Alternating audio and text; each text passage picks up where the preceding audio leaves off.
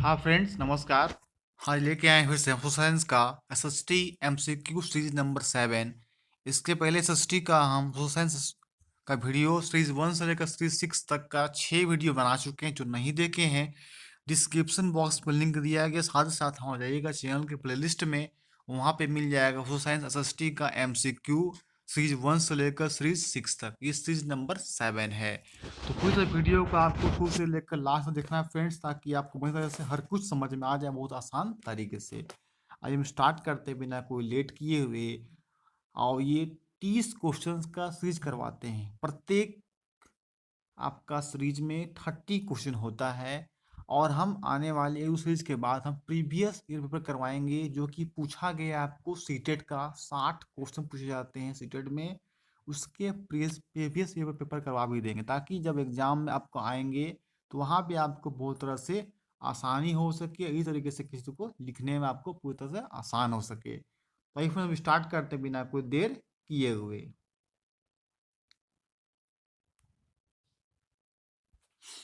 Number first question कहता है, बौद्ध धर्म की शिक्षा देने हेतु हेतु नालंदा विश्वविद्यालय की स्थापना किस शासक ने करवाई? क्या लिखा है कि बौद्ध धर्म शिक्षा देने हेतु नालंदा विश्वविद्यालय की स्थापना, नालंदा विश्वविद्यालय देखिए कहाँ है आपका, बिहार में है, की स्थापना किस शासक ने करवाई थी? आइए तो आते हैं। Option A Samudragupta, B Chandragupta, C Kumaragupta और डी भानुगुप्त। बताइएगा कि अब हर क्वेश्चन में आपको अपने आप में टेस्ट करने के लिए 10 सेकंड का कम से कम समय दी जाएगी। अपने आप को टेस्ट कर सकते हैं कि आपको कितना आप इसको सही कर पाते हैं 30 में। और कमेंट बॉक्स में कमेंट अवश्य कर बताएं कि आप कितना क्वेश्चन 30 में सही करके दिए हैं। तो क्या क्वेश्चन कहता है कि बौद्ध धर्म शिक्षा में अपना विश्वविद्यालय की स्थापना किसने की थी?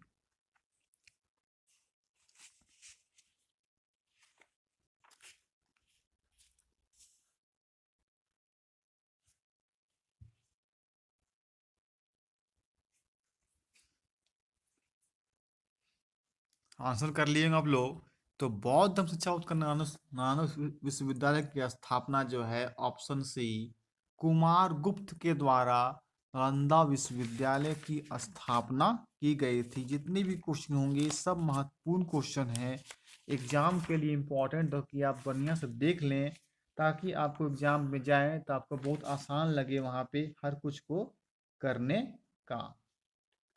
इसी का याद है फ्रेंड, वीडियो को आप लास्ट तक अवश्य देखेंगे। अब देखिए यहाँ पे बात आती है बौद्ध धर्म का। सबसे पहली बात है कि बौद्ध धर्म का जो है वो संस्थापक गौतम बुद्ध को जाना जाता है, जिनका महात्मा बुद्ध जो है कहा जाता है। तो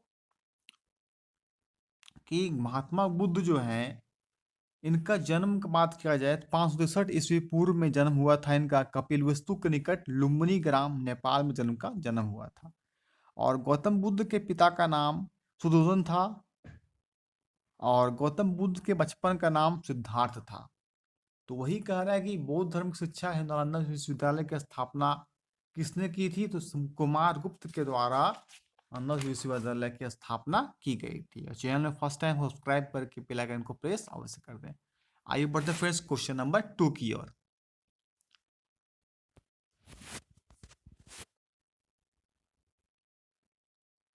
नंबर 2 कहता है, जैन धर्म में देवताओं के अस्तित्व को स्वीकार तो किया गया है, किंतु उन्हें क्या बताया गया है? जैन धर्म देवताओं को अस्तित्व को स्वीकार किया, बताया क्या है किंतु? ऑप्शन ए जीन के बराबर रखा गया है, बी जीन से नीचे रखा गया है, सी जीन से ऊपर रखा गया है, डी सभी गलत है।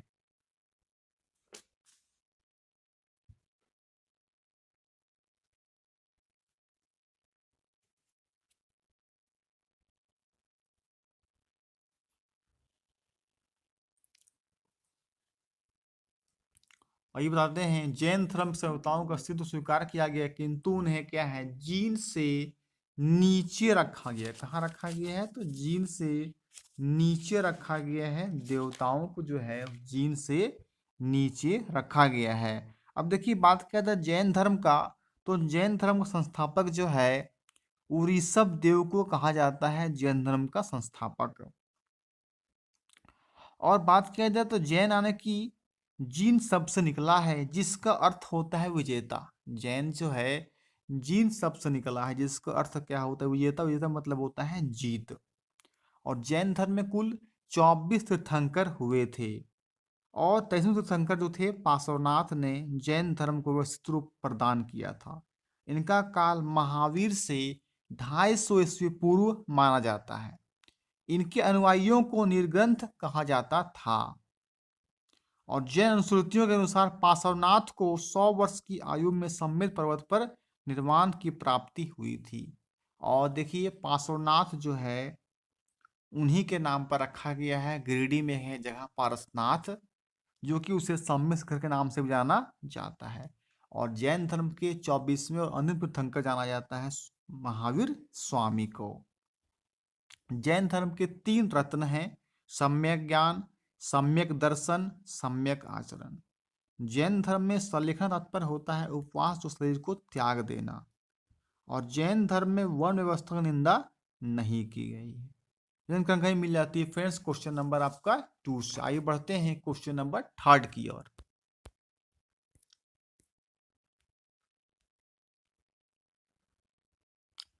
थर्ड कहता है रेशम बनाने की कला की खोज हुई, यानी कला की खोज कब हुई थी। लगभग 7000 साल पहले हुई, लगभग 2000 साल पहले हुई, लगभग 5000 साल पहले हुई, लगभग 1400 साल पहले। बताइए फ्रेंड्स का सही उत्तर क्या होगा।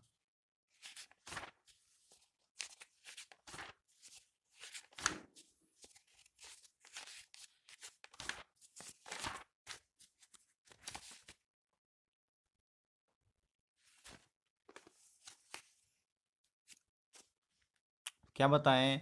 रेशम बनाने की कला की खोज आपकी ऑप्शन नंबर ए लगभग 7000 साल पहले हुई थी। रेशम का बनाने की कला। आइए कुछ समझेंगे हम लोग रेशम मार्ग के बारे में। देखिएगा, तो रेशम बनाने की तकनीक का आविष्कार सबसे पहले चीन में हुआ। कहाँ पे? चीन में हुआ। 7000 साल पहले हुआ था। चीन से व्यापारी लोग पैदल, घोड़ों या ऊंटों पर दूर दूर की जगहों पर जाते थे और रेशमी कपड़े भी ले जाते। जिस रास्ते से ये लोग यात्रा करते थे वो रेशम मार्ग के नाम से जाना जाने लगा। याद रखिएगा, रेशम बनाने की कला की खोज लगभग 7000 साल पहले हुई थी। आइए बढ़ते हैं क्वेश्चन नंबर 4 की ओर।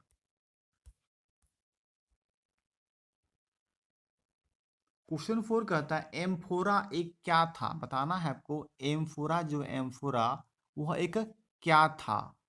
इटली का सिक्का, ऑप्शन बी लाल चमकदार बर्तन, सी लंबा एवं दोनों तरफ हत्थे लगा जार, डी छिद्रयुक्त बर्तन। बताइएगा एम्फोरा क्या था।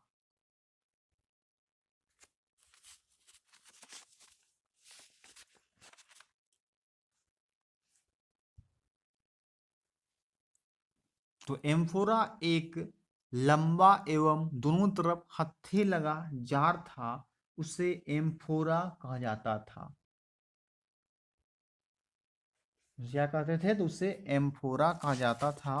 एम्फोरा क्या बताएं? लंबा एवं दोनों तरफ हत्थे लगा एक जार था जिसे एम्फोरा कहा जाता था। अब देखिए बात किया जाए एम्फोरा के बारे में, समझिएगा एम्फोरा जो है आइए कुछ समझते हैं। देखिए आरिक मेडू 2200 से 1900 साल पहले की बात है। पांडिचेरी में एक पतन क्या था? बंदरगाह था। यहाँ ईंटों से बना एक ढांचा मिला था जो संभवतः गोदाम रहा हो। यहाँ से भूमध्य सागरीय क्षेत्र के एम्फोरा जैसे पात्र मिले हैं। कहाँ मिला है? तो भूमध्य सागरीय क्षेत्र में एम्फोरा जैसे पात्र मिले हैं जिनमें शराब व तेल इत्यादि भर जा सकते थे। दोनों तरफ पकड़ने के लिए हत्थे भी लगे होते। दोनों तरफ पकड़ने के लिए हत्थे लगे होते थे। एरेटाइन जैसे मुहर लगे लाल चमकदार बर्तन भी मिले हैं, जिन्हें मुहर लगे सांचे पर गीली चिकनी मिट्टी को दबाकर बनाया जाता था। इटली के एक शहर के नाम पर इसका नाम ऐसा रखा गया। इटली का एक शहर है, उसके नाम पर जो है एम्फोरा को भी रखा गया था। यहाँ से रोमन लैंप, शीशे के बर्तन तथा रत्न भी मिले हैं। इसके अलावा छोटे छोटे कुंड जो शायद कपड़े की रंगोई के पात्र भी मिले हैं। यहाँ पर शीशे और अर्ध बहुमूल्य पत्थरों से मनके बनाने के पर्याप्त कांच मिले हैं। तो परीक्षा में जब आएगा एम्फोरा क्या था, एम्फोरा एक लंबा एवं दोनों तरफ हत्थे लगा जार को एम्फोरा कहा जाता था। आइए बढ़ते हैं क्वेश्चन नंबर 5 की ओर।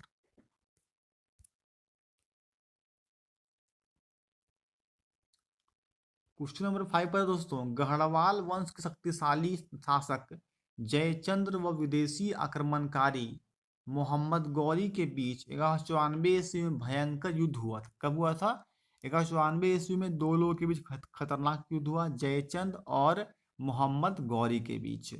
इस युद्ध को इतिहास में किस प्रसिद्ध युद्ध के नाम से जाना जाता है? मतलब जो है, जो युद्ध हुआ था मोहम्मद गौरी और चंदावर के जयचंद्र के बीच में 1194 ईस्वी में, उस युद्ध का क्या करना है? आप यहाँ पे आपको नाम बताना है कि जो है उस युद्ध का नाम क्या था। चलिए आराम से, क्वेश्चन को टाइम मिला है 10 सेकंड का, आप बताइए इसका सही उत्तर क्या होगा।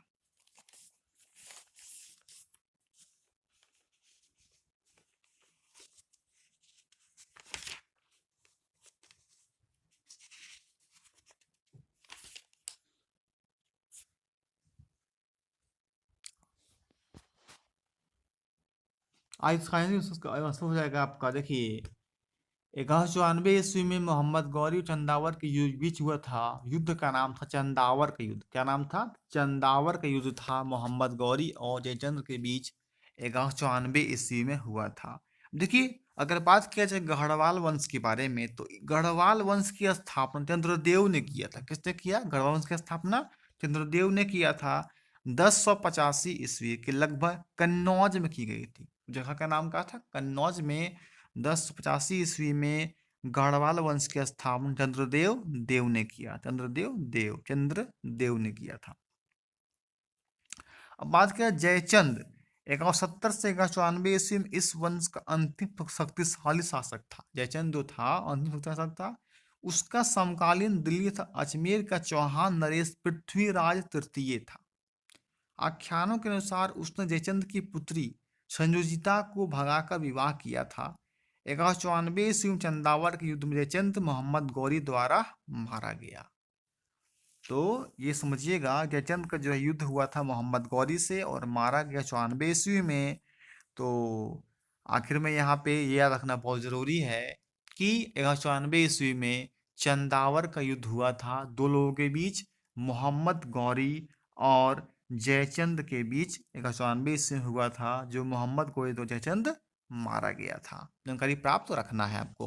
देखिए एग्जाम में आजकल क्वेश्चन बहुत डीपली पूछने लगे हैं, इसी कारण आपको भी क्या करना है, बहुत डीपली पढ़ के जाना है परीक्षा में, ताकि आप परीक्षा बढ़िया तरीके से दे सकें। आइए बढ़ते हैं क्वेश्चन नंबर 6 की ओर।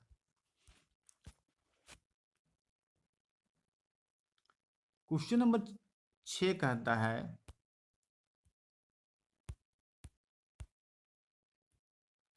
क्वेश्चन नंबर 6 कहता है संगम कविताओं में किन तीन राजवंशों का मूवेंद्र कहा गया है?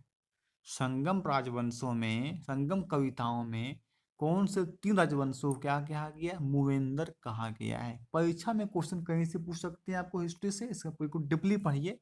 Option A Pala Chola Pandya, B Chola Chera Pandya, C Chera Pala Rashtrakuta, option D Chola Rashtrakuta Pandya.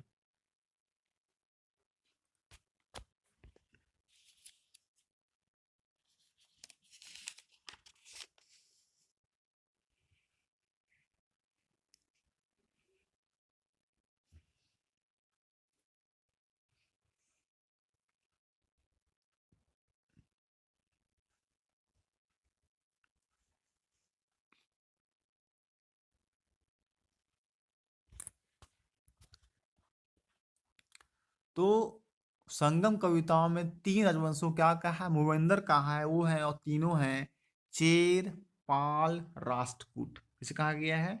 Chair पाल और राष्ट्रकूट को मूवेंद्र कहा गया है। तीन राजवंश थे, कौन कौन? चेर, पाल और राष्ट्रकूट को मूवेंदर कहा गया। याद रखिएगा, बहुत इंपॉर्टेंट ये प्रश्न है। ये 3 लोगों को जो है राष्ट्रकूट कहा गया है। आइए कुछ समझते हैं तो चेर के बारे में, पाल के बारे में और राष्ट्रकूट के बारे में। देखिए, राष्ट्रकूट एक वंश था जो पश्चिमी दक्कन में राष्ट्रकूट राज्य शुरुआत में कर्नाटक के चालुक्य राजाओं के अधीन थे। लेकिन 8वीं सदी के मध्य राष्ट्रकूट प्रधान दंती दुर्ग ने खुद को स्वयं स्वतंत्र कर लिया तथा राष्ट्रकूट वंश की स्थापना की।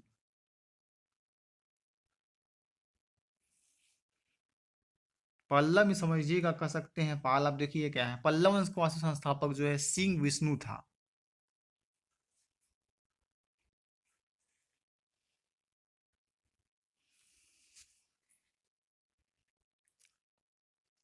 नरसिंह वर्मन 368 ईस्वी पल्लव वंश का सर्वाधिक यशस्वी शासक था। उसने पुलकेशिन द्वितीय चालुक्य राजा पर विजय प्राप्त करने के लिए उपलक्ष्य में विजय स्तंभ का निर्माण कराया। आइए तो बढ़ते हैं फ्रेंड्स, अब यही जानकारी मिल जाती है क्वेश्चन नंबर 6 से। आगे बढ़ते हैं क्वेश्चन नंबर 7 की ओर।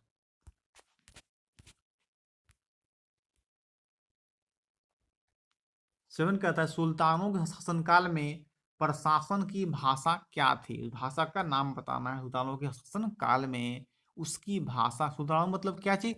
दिल्ली सल्तनत के समय, मतलब क्या हो जाएगा फ्रेंड्स? दिल्ली सल्तनत के समय सुल्तानों की राजभाषा क्या थी? ऑप्शन: संस्कृत, बी उर्दू, सी फारसी, डी गुरुमुखी।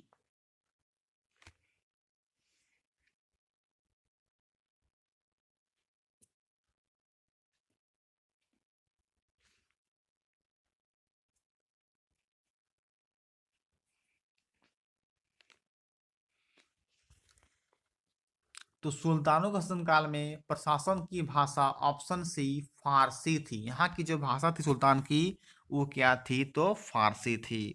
देखिए, दिल्ली बाहरी आक्रमणकारियों के लिए कुछ मुख्य आकर्षण रही है, क्योंकि ये लगभग भारत के उस छोर स्थान पर पड़ती है जहां से पूरे भारत पर आसानी से नजर बनाए रखी जा सकती है। दिल्ली पर हुए मुख्य आक्रमण 1398 में तैमूर, 1739 में नादिर शाह आक्रमण हुआ, 1757 इसमें अहमद शाह अब्दाली ने किया आक्रमण, 1803 इसका अंग्रेजों द्वारा दिल्ली पर अधिकार तथा 1857 के विद्रोह में दिल्ली को मुख्य केंद्र बनाया गया। इसमें बहुत सारे वंश आए।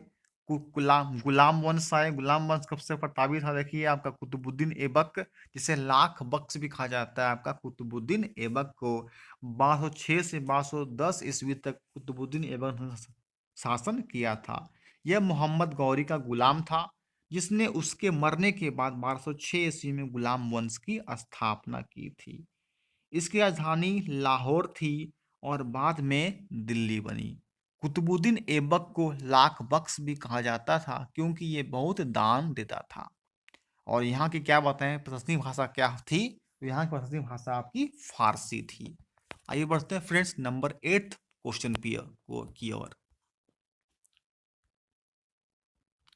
नंबर 8 कहता है, दिल्ली के सुल्तानों के विषय में जानकारी मुख्यतः कहाँ से प्राप्त होती है? जानकारी प्राप्त करना है, जानकारी किससे प्राप्त होती है? अभिलेखों द्वारा, बी स्थापत्य के माध्यम से, सी सिक्कों द्वारा, डी तवारीख के लेखकों द्वारा लिखे गए साहित्य से।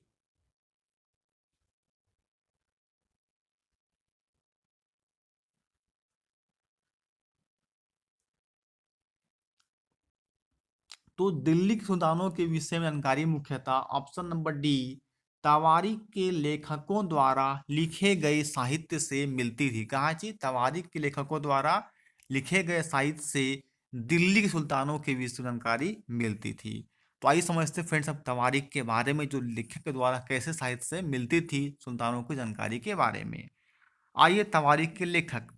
हालांकि अभिलेख, सिक्कों और स्थापत्य के माध्यम से दिल्ली के सुल्तानों के बारे में काफी सूचना मिलती है, मगर और भी महत्वपूर्ण है कि वे इतिहास, तारीख यानी कि एक वचन, और तवारीख मतलब होता है बहुवचन, है जो सुल्तानों शासन काल में प्रशासन की भाषा फारसी में लिख गए थे। इसी का जानकारी कहाँ से मिलती है? तवारीख के लेखकों से। तवारीख के लेखक सचिव, प्रशासक, कवि और दरबारियों जैसे सुशिक्षित व्यक्ति होते थे, जो घटनाओं का वर्णन भी करते थे और शासकों को प्रशासन संबंधी सलाह भी देते थे। तवारीख के लेखक नगरों में रहते थे, विशेषकर दिल्ली में। वे अक्सर अपने लेख इतिहास सिर्फ सुल्तानों के लिए ही लिखते थे, इनाम पाने की इच्छा हेतु।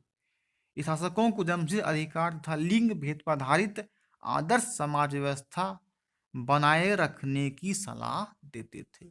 इसका दोस्तों कि पूछेगा दृश्य सुल्तानों के विषय में मुख्यतः कहाँ से प्राप्त होती है तवारीख के लेखकों द्वारा लिखे गए साहित्य से। आइए बढ़ते हैं फ्रेंड्स क्वेश्चन नंबर 9 की ओर।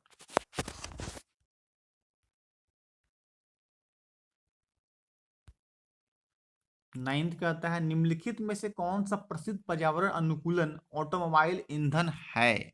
कौन सा जो है प्रयुक्त आपका ऑटोमोबाइल ईंधन है उसको आपको यहाँ पे बताना है। ऑप्शन ए सीएनजी, देखिए आपका सीएनजी है। Option B PNG, option C LPG और ऑप्शन जी KG6।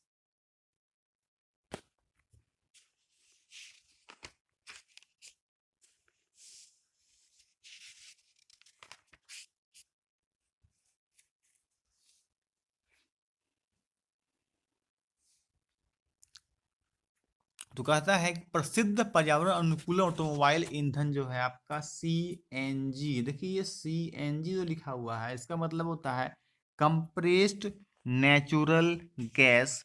ये जो है पर्यावरण अनुकूलन ऑटोमोबाइल ईंधन है, याद रखिएगा। सीएनजी जो है उसे कहा जाता है पर्यावरण अनुकूलन ऑटोमोबाइल ईंधन। जो बहुत महत्वपूर्ण प्रश्न है, बिल्कुल याद रखिएगा, बहुत ज्यादा आपके लिए उपयोगी होंगे, परीक्षा उपयोगी ये प्रश्न है। देखिए कहा जाए अगर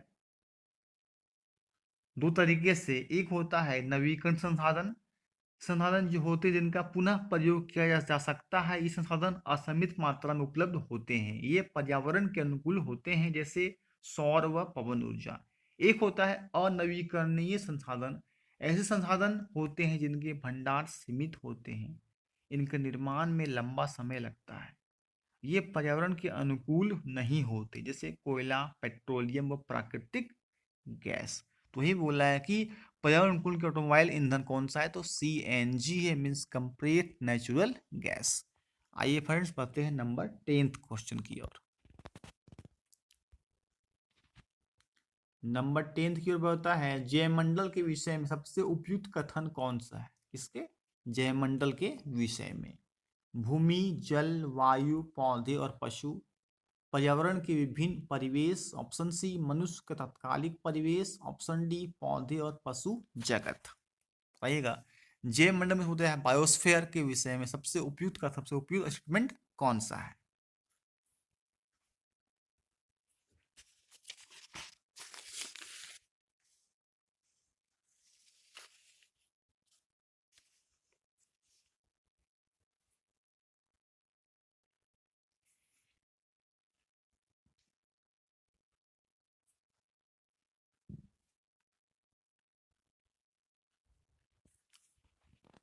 तो जय मंडल के विषय सबसे उपयुक्त कथन होगा आपका ऑप्शन नंबर ए, भूमि, जल, वायु, पौधे और पशु जयमंडल के विषय में सबसे उपयुक्त कथन होंगे, यानी कि 10th का option number A correct answer हो जाएगा।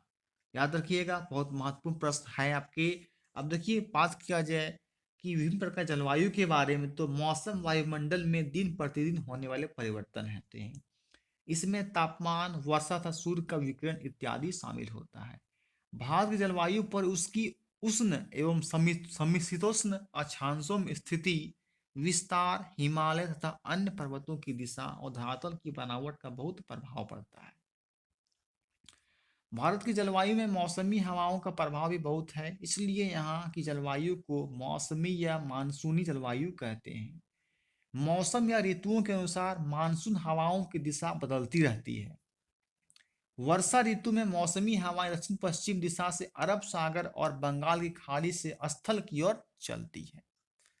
भारत में सर्वाधिक वर्षा दक्षिण पश्चिम मानसून से होती है। परीक्षा में पूछेगा भारत सर्वाधिक वर्षा कैसे होती है, तो कहना होगा दक्षिण पश्चिम मानसून से भारत सर्वाधिक वर्षा होती है। आइए बढ़ते हैं क्वेश्चन नंबर 11 की ओर।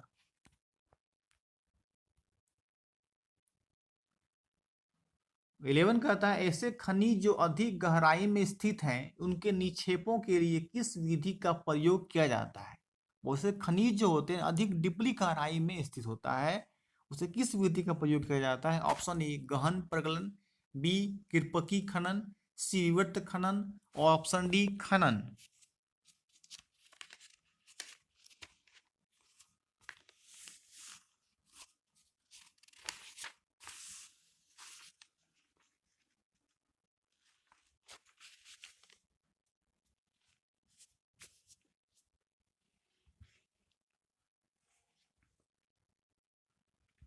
2 से कुपकी क्या कहा जाता है, तो उसे कुपकी खनन कहा जाता है। जो खनिज अधिक गहराई में स्थित होते हैं उनके निक्षेपों के लिए कुपकी खनन विधि का प्रयोग किया जाता है। आइए समझें कुपकी खनन के बारे में। अब देखिए खनिज के बारे में बात किया, जो कुछ समझेंगे खनिज के बारे में। तो खनिज पृथ्वी पर 3000 से अधिक विभिन्न अलग अलग खनिज हैं, 3000 से अधिक। संरचना के आधार पर खनिजों को धात्विक व अधात्विक खनिजों में विभाजित किया गया है। दो खनिजों में किया गया है, धात्विक व अधात्विक खनिजों में। धात्विक खनिजों में धातु कच्चे रूप में होती है। धातुएं कठोर पदार्थ हैं जो ऊष्मा और विद्युत को सुचालित करती है और जिनमें चमक की विशेषता होती है। लौह अयस्क, बॉक्साइट और मैग्नीज अयस्क इनके प्रमुख उदाहरण होते हैं। देखिए तीन हैं, लौह अयस्क, बॉक्साइट और मैग्नीज, इसके प्रमुख उदाहरण होते हैं अयस्क। लौह, इसको लोहा भी कहा जाता है। मात्रा के आधार पर अधात्विक खनिजों को दो भागों में विभाजित किया जाता है, लौहयुक्त खनिज व अलोह खनिज। जिसमें लोहा पाया जाए लोहा नहीं पाया उसे बोलेंगे अलोह खनिज। लौह अयस्क, मैग्नीज और क्रोमाइट में लोहा होता है, ये लौह युक्त खनिज के उदाहरण होते हैं, एग्जाम्पल होते हैं। सोना, चांदी, तांबा या शीशा में लोहा नहीं होता है। किसमें? सोना, चांदी, तांबा या शीशा में लोहा नहीं होता है, ये अलोह युक्त खनिज के उदाहरण है।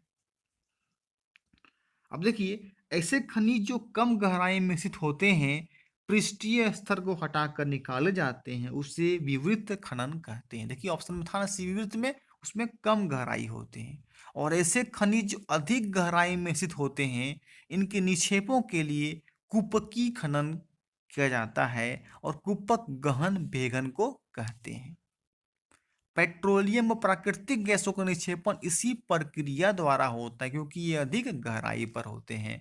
इसी कारण कहा गया पेट्रोलियम गह की किस करवा होगा, उसका भी आंसर हो जाएगा आपका कुपकी खनन के द्वारा होता है, जो कि ज्यादा अधिक गहराई पे किया जाता है। जानकारी मिल जाती है क्वेश्चन नंबर 11। आइए बढ़ते हैं क्वेश्चन नंबर 12 की ओर।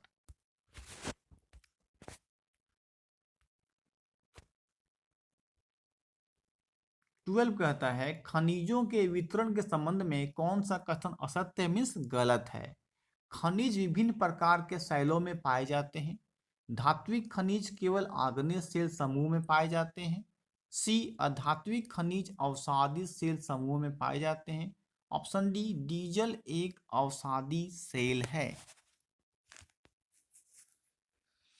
बताना है कौन सा इसमें जो है आपका गलत है।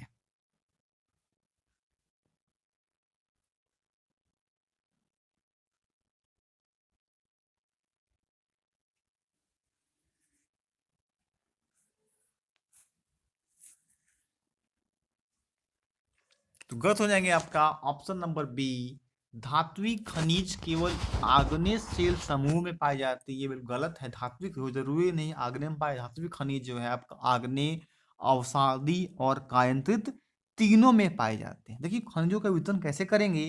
खनिज विभिन्न प्रकार की शैलों में पाए जाते हैं, अलग अलग शैलों में पाए जाते हैं खनिज। आग्नेय कुछ कायांतरित और कुछ अवसादी शैलों में पाए जाते हैं। इसी कारण कहा गया है कि धात्विक खनिज केवल आग्नेय में पाए जाते, ये आपका गलत हो जाता है। धात्विक खनिज आग्नेय व कायांतित सेल समूहों में पाया जाता है। देखो दोनों लिखा है, आग्नेय व कायांतित सेल, आग्नेय में पाया जाता है और कायांतित में भी। यहाँ से आपको आग्नेय बोला, इसके ऑप्शन नंबर बी यहाँ पे गलत हो जाएगा। मैदानों और नवीन वलित पर्वतों के अवसादी सेल समूह के अधात्विक खनिज जैसे चूना पत्थर पाए जाते हैं। खनिज ईंधन जैसे कोयला और पेट्रोलियम भी अवसादी सेलों में पाए जाते हैं।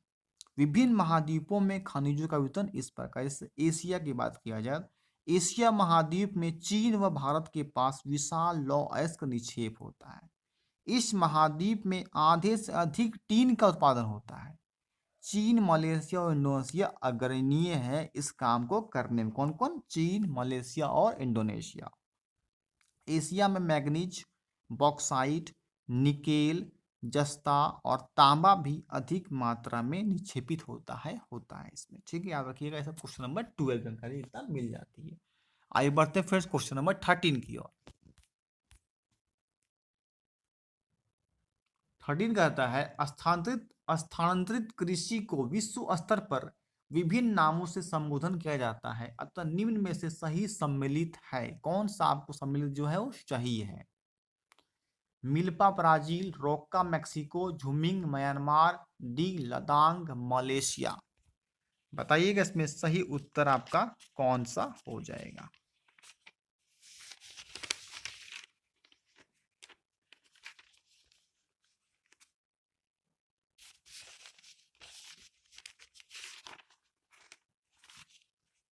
कौन सा आपका जो है सही सम्मिलित करता है स्थानांतरित कृषि को विश्व स्तर के नामों से?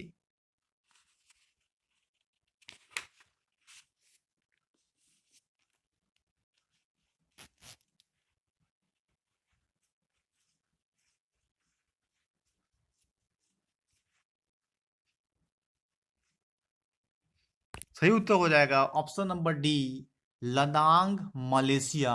यह स्थानांतरित कृषि को विश्व स्तर पर नामों से संबोधन किया जाता है, लदांग मलेशिया को। बहुत ज्यादा महत्वपूर्ण प्रश्न याद रखिएगा।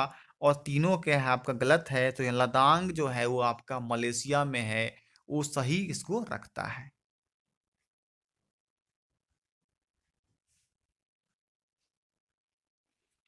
आइए बढ़ते हैं क्वेश्चन नंबर 14 की ओर।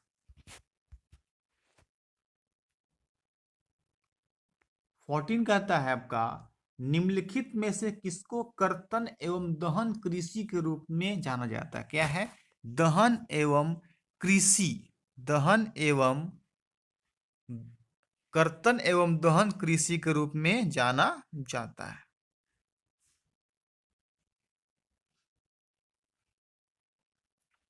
आइए, ऑप्शन ए स्थानांतरित कृषि, बी रोपण कृषि, सी निर्वाह कृषि, ऑप्शन डी आदिम निर्वाह कृषि। बताइए इसे क्या कहा जाता है? इसमें कर्तन एवं दहन कृषि होता है।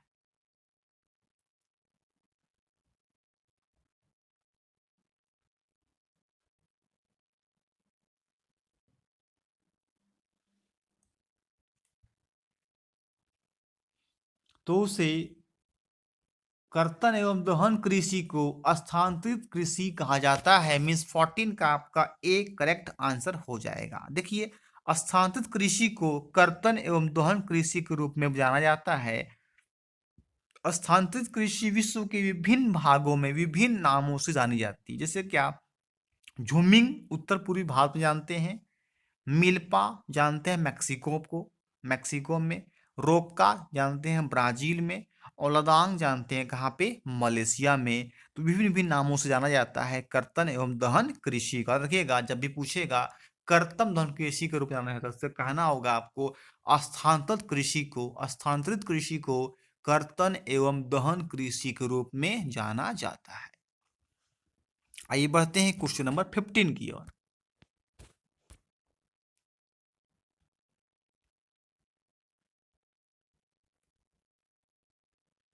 क्वेश्चन नंबर 15 कहता है दोस्तों, बहुत इंपॉर्टेंट क्वेश्चन है। भारत में निम्नलिखित में से सबसे आखिर मतलब होता है लास्ट। आखिर में यानी कि अंत में किस शहर में मेट्रो संचालित की गई है? जो यहाँ पे ऑप्शन सबसे लास्ट में मेट्रो किस शहर में बनाया गया है? Option A Chennai, B Jaipur, C Mumbai, D Bengaluru.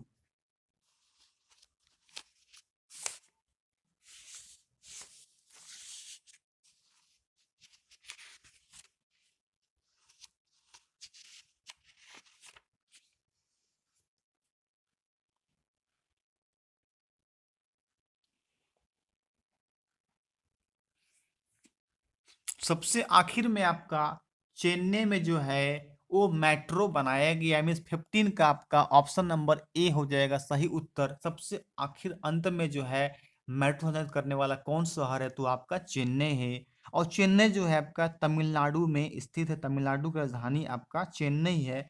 और सबसे अंतिम में यहाँ पे क्या है कि मेट्रो बनाई गई है। तो यहाँ पे 15 का आपका option number A correct answer हो जाएगा।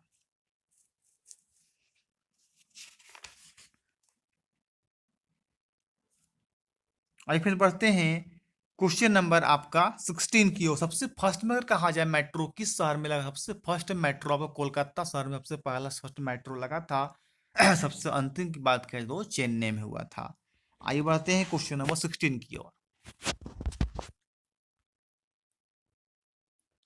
कहता निम्नलिखित में सही सम्मिलित नहीं है, मतलब कौन सा गलत है। कांडला बंदरगाह गुजरात में, तूतीकोइन बंदरगाह केरल, नवान सोहा बंदरगाह महाराष्ट्र, डी है पारादीप बंदरगाह उड़ीसा। मतलब 3 यहाँ पे सही मिलान किया गया और एक गलत मिलान किया गया। परीक्षा में ऐसे प्रश्न भी आते हैं 3 आपके मिलान सही है, एक गलत है। कौन से गलत है वो आपको यहाँ पे सही करके बताना है। तो क्वेश्चन आया है आपका बंदरगाह से।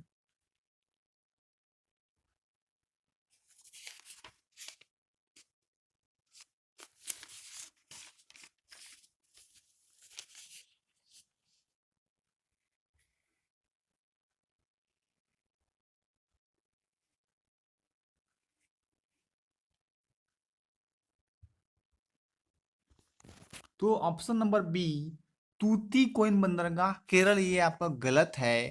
कांडला बंदरगाह गुजरात में बिल्कुल सही है। नवानसोआ बंदरगाह महाराष्ट्र में बिल्कुल ये भी सही है। पारादीप बंदरगाह उड़ीसा में ये सही है, पर आपका तूतीकोइन बंदरगाह ये केरल में नहीं है।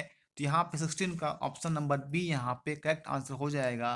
तो किस बंदरगाह कहाँ है ये भी आपको परीक्षा में देख के जाना है, ताकि आपको वहां की तरफ का परेशानी ना हो। इस बंदरगाह जो है कहाँ पे स्थित है, तो याद करना है आपको। बंदरगाह से भी क्वेश्चन जो है परीक्षा में आपको पूछ लिए जाते हैं। अगर आप करके जाते हैं बंदरगाह से भी तो आप परीक्षा बढ़िया से करके आंसर आइएगा। आइए बढ़ते हैं क्वेश्चन नंबर 17 की ओर।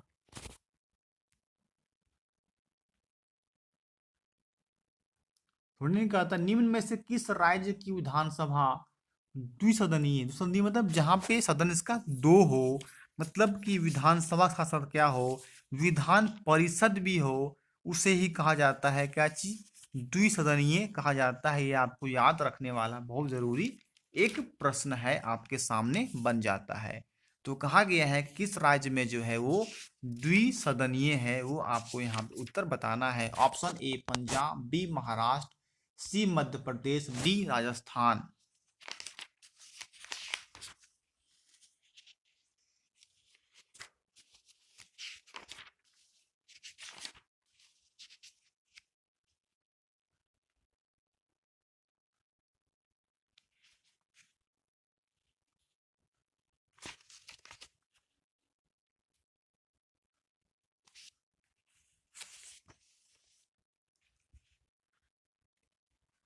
तो आपका ऑप्शन नंबर बी महाराष्ट्र में आपका जो है विधानसभा द्विसदनीय है। कहाँ पे है, तो विधानसभा में जो है आपका वो द्विसदनीय है। दो सदन जो है कहाँ रख रखा गया है, तो आपका ये हो जाएगा उत्तर आपका महाराष्ट्र में है।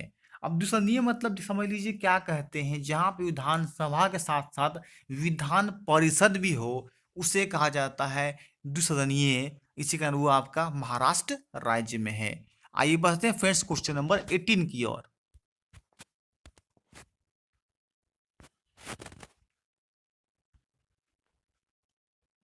18 कहता है किसी राज्य की विधानसभा में अधिकतम सदस्य कितने हो सकते हैं। किसी भी राज्य की विधानसभा विधानसभा जो है अधिकतम सदस्य कितने हो सकते हैं। Option A 545, B 540, C 520, D 500।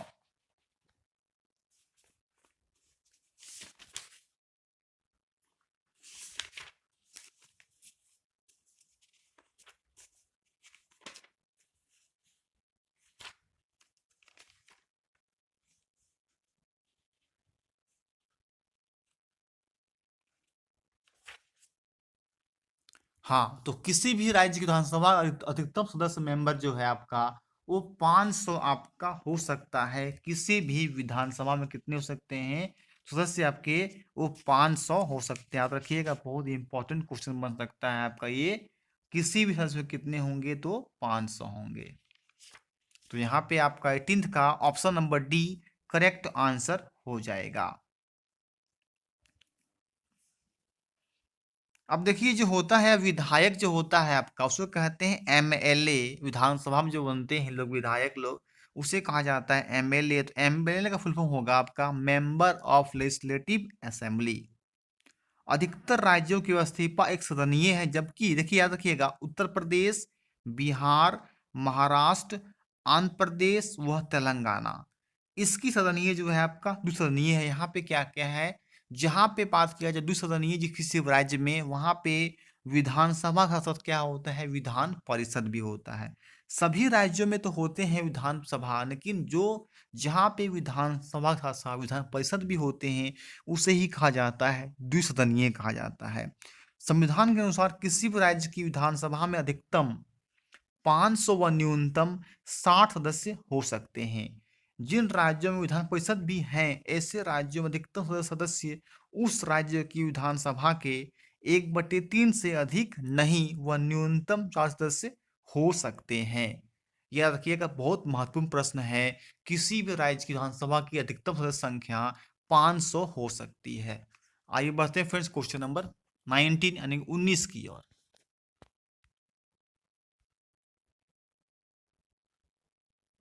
19 कहता है, विज्ञापन के संबंध में निम्नलिखित में से कौन सा कथन असत्य है, मीन्स गलत है? विज्ञापन किसी उत्पाद को उपभोक्ता तक पहुंचाने के लिए किया गया प्रचार प्रसार है। ऑप्शन बी, विज्ञापन केवल सकारात्मक रूप में ही प्रस्तुत किया जाता है। सी, विज्ञापन उत्पादक उत्पाद उपभोक्ता के बीच का संबंध है। डी, विज्ञापन उत्पाद को प्रचारित करने के लिए संचार का प्रयोग है।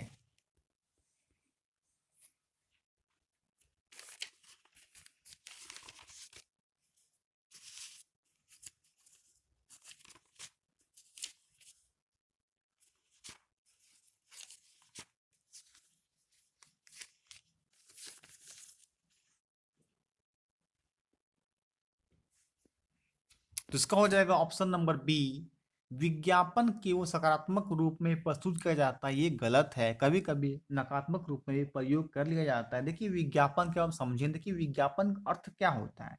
विज्ञापन लोगों का ध्यान विभिन्न प्रकार के उत्पादों की ओर आकर्षित करते हैं।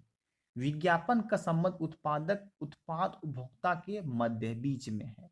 विज्ञापन का सामान्य अर्थ होता है किसी उत्पादन को उपभोक्ता तक पहुंचाने के लिए उत्पादक द्वारा किया जाने वाला आकर्षक प्रचार प्रसार। विज्ञापन देने के लिए उत्पादक किसी भी संचार का प्रयोग कर सकता है, जैसे समाचार पत्र, पत्रिकाएं, टीवी, रेडियो, सड़क, वाहन इत्यादि। किसी तरीके से वो कर सकता है। विज्ञापन वर्तमान में मानव जीवन के साथ निकटतम रूप से जुड़ा है, और कहता है विज्ञापन में नकारात्मक व सकारात्मक प्रचार प्रसार हो सकता है। मतलब दोनों होगा, पॉजिटिव रूप में भी होगा, as a negative, as a positive, दोनों रूप में भी विज्ञापन हो सकता है। इसी कारण से ऑप्शन बी यहाँ रॉन्ग हो जाएगा। कहता है सिर्फ सकारात्मक रूप से होते नहीं, नकारात्मक रूप में ही प्रस्तुत किया जाता है, दोनों में होता है। इसी कारण इसका गलत हो जाएगा ऑप्शन नंबर बी। आइए बढ़ते हैं क्वेश्चन नंबर 20 की ओर। नंबर 20 का आता है दोस्तों, समाचारी चैनल पर विज्ञापन का मूल्य निर्भर होता है। क्या चीज है? समाचारी चैनल पर विज्ञापन का मूल्य निर्भर किस पर होता है? बड़े व्यापारी घरानों पर, कंपनी क्षेत्र पर, चैनल की लोकप्रियता पर, डी दर्शकों की मांग पर।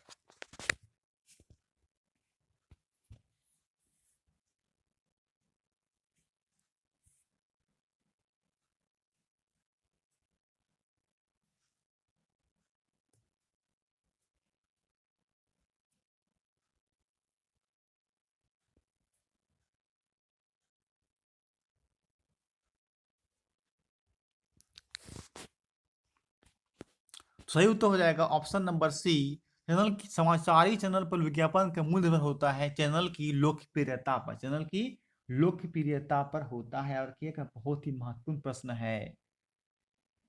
अब देखिएगा यहाँ बात किया जाए विज्ञापन समाचारी चैनल पर, तो विज्ञापन लोकतंत्र का गहरा संबंध है। लोकतंत्र भी उत्पादक उपभोक्ता का स्वतंत्रता व समानता होती है। उत्पादक को किसी भी विज्ञापन या ब्रांड को प्रचार प्रसारित या अभिव्यक्त करने स्वतंत्रता व समानता चाहिए। चलिए फ्रेंड्स, पढ़ते हैं क्वेश्चन नंबर 21 की ओर।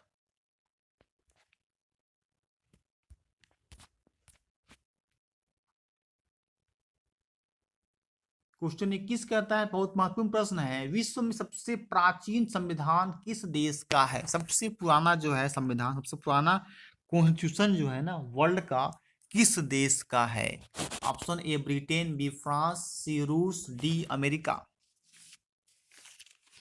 बताइए सबसे प्राचीन पुराना संविधान किस देश का है?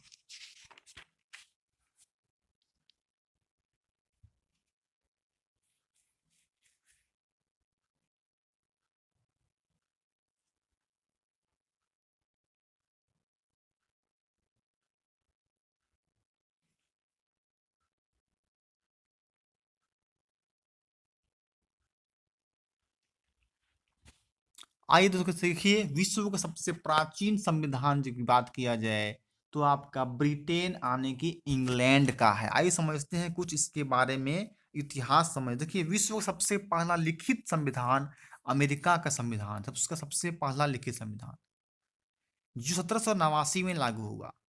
लेकिन विश्व का सबसे पहला संविधान अलिखित रूप से किसका है? तो ब्रिटेन का। वही सबसे प्राचीन संविधान कह दिया जाए तो हो जाएगा आपका ब्रिटेन का। संविधान की व्याख्या और वर्गीकरण की पहली बार यूनान के प्राचीन दार्शनिक अरस्तु ने किया था। और विश्व का सबसे बड़ा कहा जाए, सबसे बड़ा लिखित संविधान तो भारत का संविधान का है। सबसे बड़ा लिखित संविधान भारत का है। विश्व का सबसे कठोर संविधान अमेरिका व स्विट्जरलैंड का है।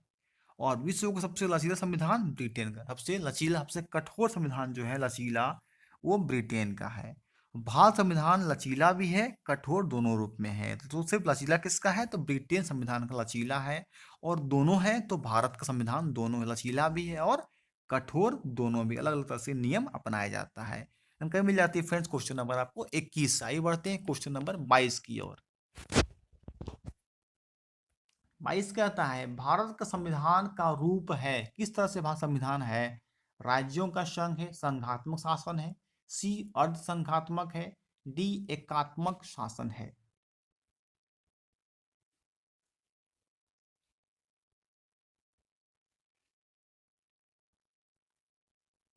तो भारत संविधान जो है ऑप्शन नंबर ए राज्यों का संघ है। कैसा है भारत संविधान?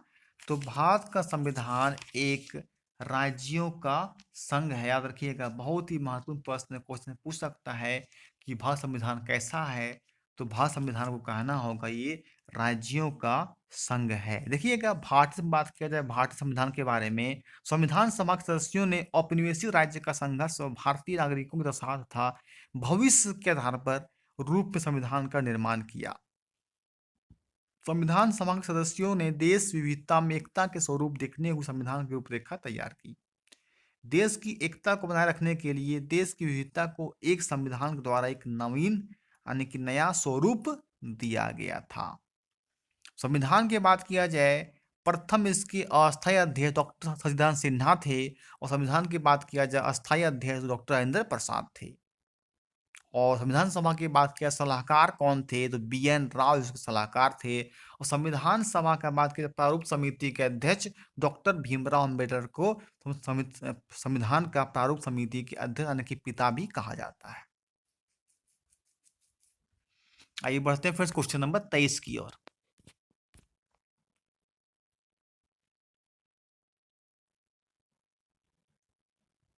23 कहता है, लोकतंत्र का मंदिर कहा जाता है। लोकतंत्र का मंदिर किसे कहा जाता है? Option A gram panchayat, B विधानसभा, सी संसद, डी न्यायपालिका।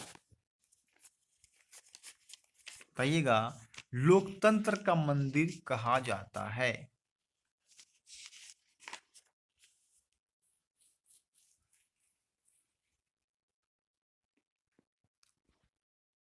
लोकतंत्र का मंदिर, ऑप्शन नंबर सी संसद को लोकतंत्र का मंदिर कहा जाता है। रखिएगा, संसद को लोकतंत्र का मंदिर कहा जाता है। आइए समझते जरा सा संसद के बारे में। भारत में शासन व्यवस्था के तहत संसदीय प्रणाली को अपनाया, किसको अपनाया गया है? संसदीय प्रणाली को अपनाया गया है। संसदीय प्रणाली संसद की महत्वपूर्ण भूमिका होती है। संसद में ही जनता का वास्तविक प्रतिनिधित्व होता है। संसद में ही जनता अपने प्रतिनिधियों के माध्यम से भागीदारी करती है। ये प्रतिनिधि ही संसद में बैठकर कानून बनाने का कार्य करते हैं। याद रखिएगा, बहुत महत्वपूर्ण है। जनता अपने प्रतिनिधियों को प्रत्यक्ष या अप्रत्यक्ष, डायरेक्ट और इनडायरेक्ट रूप से वयस्क मताधिकार के आधार पर चुनती है। भारत में भी जनता को संविधान के तहत सार्वभौमिक वयस्क मताधिकार प्रदान किया गया है। स्वतंत्रता से पूर्व ब्रिटिश औपनिवेशिक राज के दौरान भारत के नागरिकों को किसी भी प्रकार के राजनीतिक अधिकार प्राप्त नहीं थे। भारतीय संसद के दो सदन हैं, लोकसभा व राज्यसभा, ये दो सदन हैं। आइए बढ़ते हैं क्वेश्चन नंबर 24 की ओर।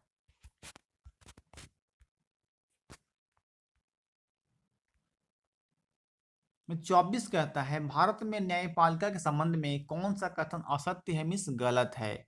न्यायपालिका का स्वरूप संरचनात्मक है। बी, सर्वोच्च स्तर पर उच्चतम न्यायालय है।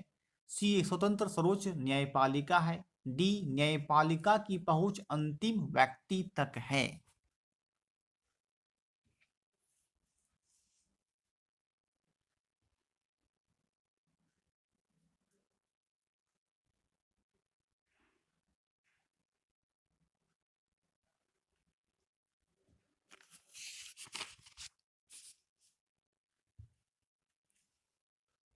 तो इसका हो जाएगा, जो कथन असत्य मतलब गलत है, तो ऑप्शन नंबर ए जो गलत है, न्यायपालिका का स्वरूप संरचनात्मक है, ये बिल्कुल गलत हो जाएगा। आइए समझते हैं कुछ न्यायपालिका के बारे में। देखिए, भारत के संविधान में एक स्वतंत्र एवं सर्वोच्च न्यायपालिका का प्रावधान किया गया है। न्यायपालिका का महत्व लोकतांत्रिक शासन व्यवस्था में अत्यधिक होता है, ज्यादा होता है। न्यायपालिका ही है जो सरकार के द्वारा बनाए गए कानूनों में लागू किए गए कानूनों की समीक्षा व रक्षा करती है। न्यायपालिका के द्वारा संविधान की रक्षा के साथ साथ नागरिकों के अधिकार का संरक्षण किया जाता है। भारत में एकल न्यायपालिका प्रणाली का क्या है, प्रावधान किया गया है। निचले स्तर के न्यायालय से लेकर सर्वोच्च न्यायालय तक एक ही व्यवस्था जोड़ी, सबका जो है एक ही चीज का एक समान सबको बताया गया है। जो सकारात्मक है बिल्कुल ये गलत हो जाएगा। ऑप्शन भी सर्वोच्च स्तर पर है, बिल्कुल सही है। तो एक स्वतंत्र रूप सर्वोच्च न्यायपालिका, ये भी सही है। और न्यायपालिका की पहुंच अंतिम व्यक्ति तक है, ये बिल्कुल सही है। आइए बढ़ते हैं फ्रेंड्स क्वेश्चन नंबर 25 की ओर।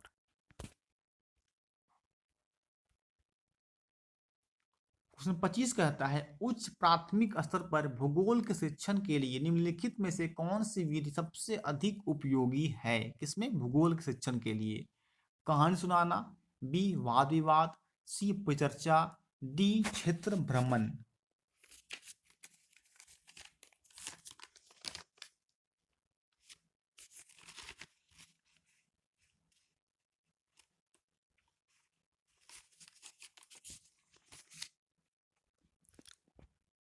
सही उत्तर हो जाएगा ऑप्शन नंबर डी, क्षेत्र भ्रमण। क्या कहता है? उच्च प्राथमिक स्तर पर भूगोल के शिक्षण को कौन सी विधि द्वारा अधिक उपयोगी है? तो क्षेत्र भ्रमण के द्वारा भूगोल को अच्छा बताया जाएगा। क्षेत्र भ्रमण में क्या हो, कभी मैप दिखाया जाए, कभी उसके बारे में बताया जाए कि यहाँ पे इस टाइप का है, तो क्षेत्र भ्रमण के द्वारा जो है इसको कराया जाएगा। तो आपका 25 का यहाँ पे क्या हो जाएगा, ऑप्शन नंबर डी जो है वो करेक्ट उत्तर हो जाएगा। आइए बढ़ते हैं दोस्तों क्वेश्चन नंबर 26 की ओर। 26 कहता है, उच्च प्राथमिक स्तर के सामाजिक विज्ञान में कक्षा में लैंगिक भूमिका पर विद्यार्थियों की बातचीत को प्रोत्साहित करने के लिए सबसे उत्तम विधि निम्नलिखित में से कौन सी है? बहुत महत्वपूर्ण प्रश्न है। क्या कहता है कि उच्च प्राथमिक स्तर, हाई लेवल जो है, सामाजिक विज्ञान सोशल साइंस में लैंगिक भूमिका पर विद्यार्थियों स्टूडेंट्स के लिए बातचीत को प्रोत्साहित करने के लिए सबसे अच्छा तरीका जो है कौन सी है? ए, प्रदर्शनी में जाना, विद्यार्थियों द्वारा इंटरनेट में ढूंढना, अनुभवों पर निश्चित चर्चा, ऑप्शन डी, विशेषज्ञ द्वारा व्याख्यान।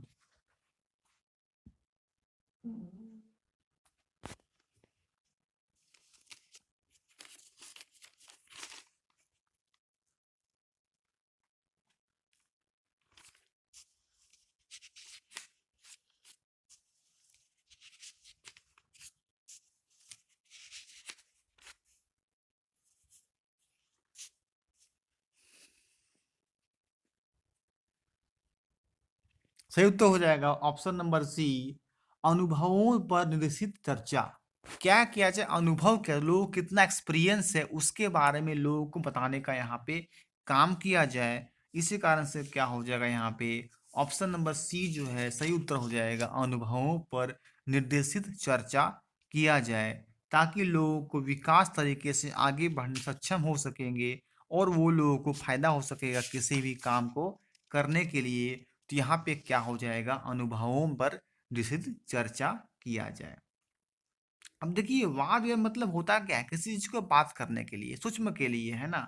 देखिए वाद विवाद इस गतिविधि के माध्यम से छात्रों में तर्कशील बढ़ती है तथा विषय विवाद तर्क की कसौटी पर परखने की कौशल बढ़ता है। अतः इस गतिविधि के चयन, सूचना संग्रहण, सूचना प्रकर्पण, स्रोत वर्ग के सामने उनके प्रस्तुतिकरण में छात्रों की उच्च स्तर की भागीदारी तथा प्रस्ताव के पक्ष का विपक्ष बोलने, तर्क वितर्क करने तथा तर्कों का विश्लेषण करने में अपनी योग्यता का प्रदर्शन करने का अवसर प्राप्त करते हैं। इस कारण से क्या हो जाएगा, अनुभवों पर निश्चित चर्चा यानी उस पर बात की जाए। आगे बढ़ते हैं क्वेश्चन नंबर 27 की ओर।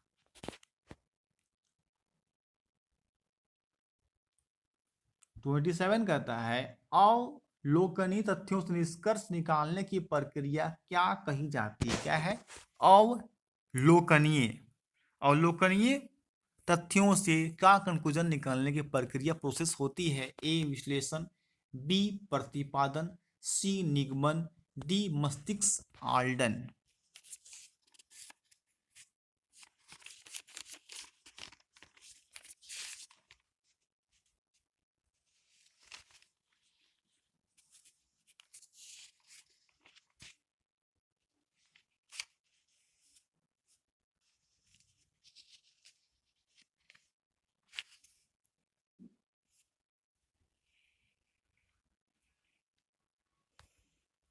सही उत्तर हो जाएगा ऑप्शन नंबर सी, निगमन की विधि के द्वारा अवलोकनीय तथ्यों में निष्कर्ष निकालने की प्रक्रिया कहलाती है निगमन। क्या कहलाती है, तो निगमन देखिए होता क्या है। देखिए निगमन विधि आगमन विधि जहाँ आगमन चिंतन एवं तर्क प्रणाली पर आधारित है, वही निगमन विधि निगमन चिंतन एवं तर्क प्रणाली पर आधारित रहती है। इस दृष्टि से इसकी प्रवृत्ति एवं कार्य प्रणाली आगमन विधि के ठीक विपरीत उल्टा होता है। इस विधि में विद्यार्थी के सामने पहले से ही ज्ञात तत्वों, अवधारणाओं, नियमों तथा सामान्यकृत विशेषज्ञों को रखा जाता है और फिर उनकी सत्यता की जांच विशुद्ध धारणाओं, क्रियाओं तथा प्रयोगों आधार पर की जाती है। इस कारण से यहाँ पे क्या अवलोकनीय तत्वों में निगमन विधि के द्वारा की जाती है। 27 का सी यहाँ पे करेक्ट आंसर हो जाएगा। आइए बढ़ते दोस्तों क्वेश्चन नंबर 28 की ओर। 28 कहता है, निम्नलिखित में से कौन सा नियमों, विनियमों और मूल्यों के सामाजिक अधिगम को बढ़ावा देगा।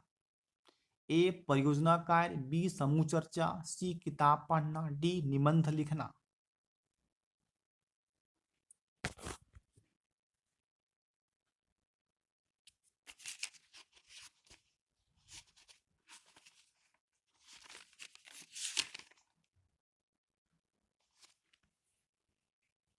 तो हो जाएगा ऑप्शन नंबर बी, समूह चर्चा। देखिए क्वेश्चन कहता क्या है, नियमों, विनियमों और मूल्यों के सामाजिक अधिगम को बढ़ावा कौन देगा, तो वो देगा समूह चर्चा।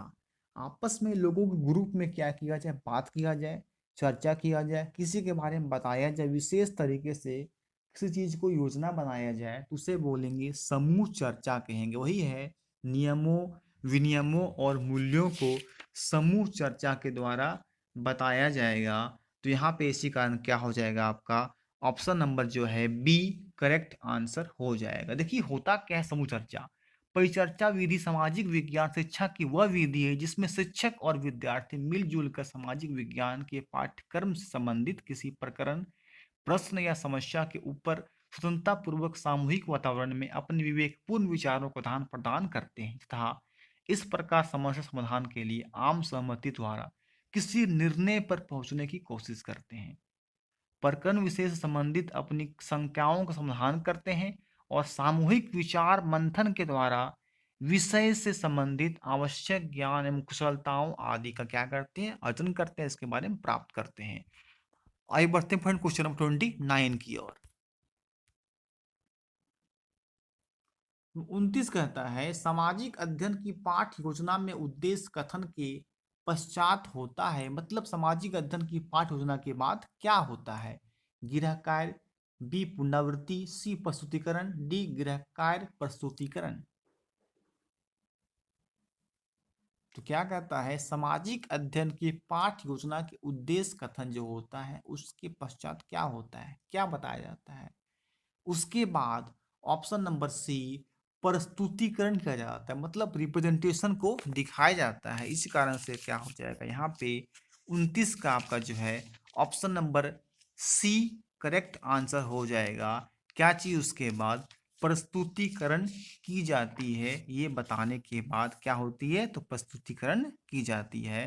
तो 29 का यहाँ पे option number C correct answer हो जाएगा। आइए बढ़ते हैं आज का आपका एसएसटी का सोशल साइंस सीरीज नंबर 7 का अंतिम प्रश्न पे आते हैं। क्वेश्चन नंबर 30 जो है वो क्वेश्चन देखिए है, मॉरिसन के अनुसार इकाई पद्धति, इसको बोलते हैं पाठ योजना में अन्वेषण के बाद कौन सा पद आता है?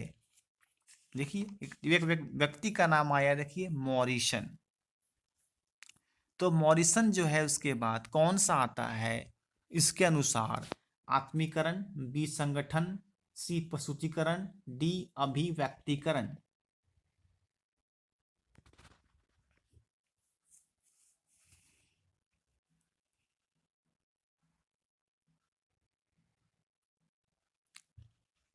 तो मॉरिसन के अनुसार इकाई पद्धति अन्वेषण के बाद ऑप्शन नंबर सी प्रस्तुतिकरण आता है। देखिए एच.सी. मॉरिसन महोदय ने इकाई पद्धति का सर्वप्रथम विकास किया। उससे पहले किसने किया? तो एच.सी. महोदय ने ही जो है इकाई पद्धति का सर्वप्रथम विकास किया था। और इस पद्धति का प्रयोग अमेरिका में अधिक प्रचलित है। यह पद्धति गेस्टाल्ट मनोविज्ञान सिद्धांतों पर मानी जाती है। देखिए कहा जाएगा मॉरिसन के अनुसार इकाई एक संगठित तथा कला के वातावरण का व्यापक तथा उपयोगी पक्ष है। मॉरिसन ने इकाई पद्धति के 5 पदों का उल्लेख किया है। फर्स्ट है अन्वेषण, सेकंड प्रस्तुतिकरण, थर्ड आत्मीकरण, चौथा है संगठन और पांचवा है अभिव्यक्तिकरण। तो याद रखिएगा, अन्वेषण के बाद आता है आपका प्रस्तुतिकरण, उसके बाद आता है आत्मीकरण, उसके बाद आता है संगठन और सबसे लास्ट में आता है अभिव्यक्तिकरण आता है। तो ये सब क्वेश्चन, बहुत 30 क्वेश्चन आपके मोस्ट इंपॉर्टेंट एग्जाम में आपका इंपॉर्टेंट होगा। आपका जो एग्जाम आने वाले C TET, J TET, UP TET, MP TET, किसी भी पहले गवर्नमेंट टीचर के साथ साथ एसएससी रेलवे में भी आपको कुछ क्वेश्चन जो कि एग्जाम में काम अवश्य आएंगे। तो वीडियो को अगर अच्छा लगा है फ्रेंड्स एक लाइक कर दीजिए, अधिक से अधिक इसको शेयर करें ताकि और भी लोगों को टॉप 30 क्वेश्चन के बारे में फायदा हो सके। तो वीडियो को लास्ट तक वॉच करने के लिए आपको थैंक यू।